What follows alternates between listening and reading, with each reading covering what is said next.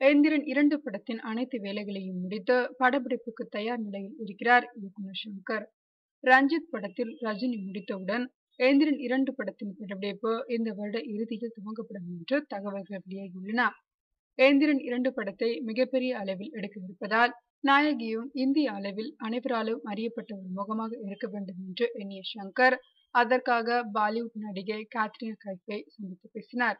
ஆனால் கேத்ரினா ஷங்கருக்கு உடனடியாக எந்த ஒரு பதிலும் அளிக்கவில்லை என்று கூறினார்கள். தற்போது எந்திரன் 2 படத்தில் கேத்ரினாவுடன் இணைந்து தீபிகா படுகோனும் நடிக்கிறார் என்ற தகவல் வெளியாகியுள்ளது. எந்திரன் 2வில் வில்லனாக நடிக்கும் விக்ரமுக்கு ஜோடியாக தீபிகா படுகோனை நடிக்க வைக்க தற்போது பேச்சுவார்த்தை நடந்து வருகிறதாம். ஷங்கர் தரப்பில் இருந்து இதுவரை எந்த அறிவிப்பும் வெளியாகவில்லை. எனினும் இந்த தகவல் உண்மையாக வாய்ப்புகள் அதிகம் இருப்பதாக திரையுலகைச் சேர்ந்தவர்கள் கூறுகிறார்கள். ரஜினியின் கோச்சடையான் படத்தில் முதலில் நடிப்பதாக இருந்த கேட்ரினா கைஃப் சில காரணங்களால் அதை தவறவிட்டார்.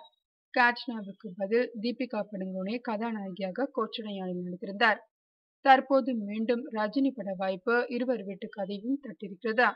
ஷங்கர் பட வாய்ப்பை யார் ஏற்கப் போகிறார்கள், யார் மறுக்கப் போகிறார்கள் என்பதை பொறுத்திருந்து பார்க்கலாம்.